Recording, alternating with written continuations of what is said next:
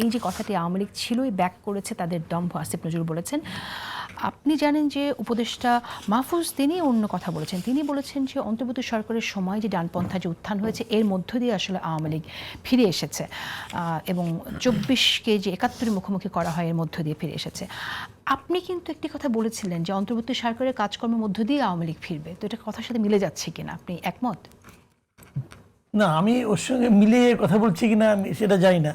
আমি অনেক আগেই বলেছি, দেখেন যে কোনো সরকার, ধরুন এই মুহূর্তে একটা খুব খারাপ সরকার আছে, ধরা যাক কথার কথা, আগামীতে একটা সরকার আসলো খুব খারাপ সরকার, তাকে আমরা মার পিট কইরা বিভিন্নভাবে এত খারাপ সরকার আমরা চাই না, এটা বিদায় করে দিলাম।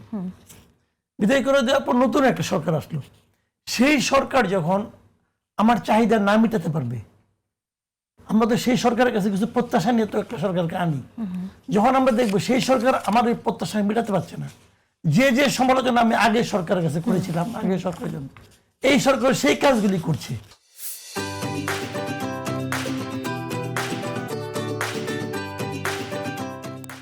তখন কিন্তু অনেকের মনে প্রশ্ন জাগবে, তাহলে আমি আগেরটা সরালাম কেন?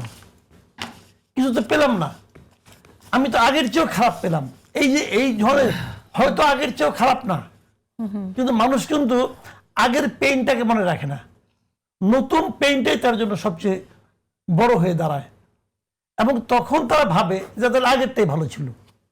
এই চিন্তাটা মানুষের মধ্যে কাজ করে।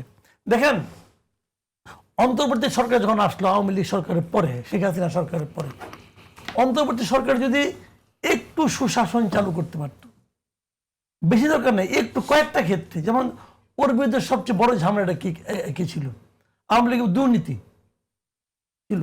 আওয়ামী লীগের হলো বিচার বিভাগকে নিজের নিয়ন্ত্রণে নিয়ে আসা, সবকিছুকে নিজের নিয়ন্ত্রণে নিয়ে আসা, যা চাই তাই রায় তাই দিচ্ছে, অমুককে জামিন দাও, অমুককে জামিন দিও না, এই যে বলে দেওয়া, নিম্ন আদালতের উপর পূর্ণ একটা নিয়ন্ত্রণ প্রতিষ্ঠা করা, এগুলি তো করতো আগে সরকার, ঠিক আছে। আর হলো নির্বাচন ব্যবস্থাটাকে সে একদম ধ্বংস করে দিয়েছিল। তো এই যে বিষয়গুলো, আমি যদি এর বিপরীত দৃশ্য যদি এই সরকারের কাছে দেখতাম, তাহলে কিন্তু মানুষের সরকারকে ভুলেই যেত, জাস্ট ভুলে যেত।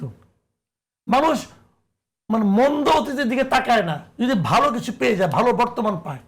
কিন্তু বর্তমান যদি অতীতের মতোই হয়, তখন তারা বর্তমানটাকে অতীতটাকে পছন্দ করে।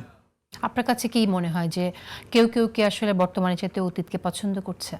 এই বর্তমান না, ওই অন্তর্বর্তী সরকারের, হ্যাঁ, অনেকে করছে, আমি নিজে বলতে শুনছি, ওটা একই তো চলছে, তাও তো তারা কিছু উন্নয়ন করছে, এটা বলতে শুনছি আমি।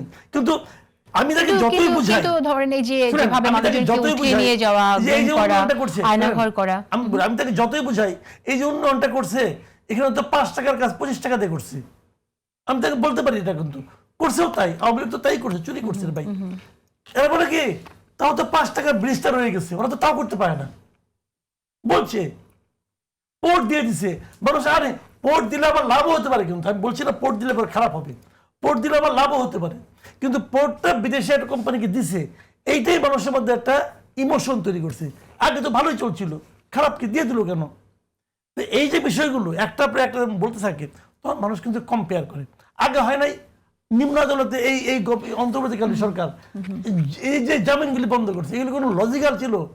এই যে পান্নাকে গ্রেফতার করছে, আবু আলম শহীদ খানকে গ্রেফতার করছে, একটা মুক্তিযুদ্ধ বিষয়ে একটা অনুষ্ঠান চলতেছে, সেখান থেকে সন্ত্রাসবাদী অপরাধ গ্রেফতার করলো, ওখানে সন্ত্রাসী কি করছে বলেন, কি করছে? এই গ্রেফতার হয়ে গেলো। তা আওয়ামী লীগ তো এই কাজই করতো, আওয়ামী লীগ তো এই কাজই করতো।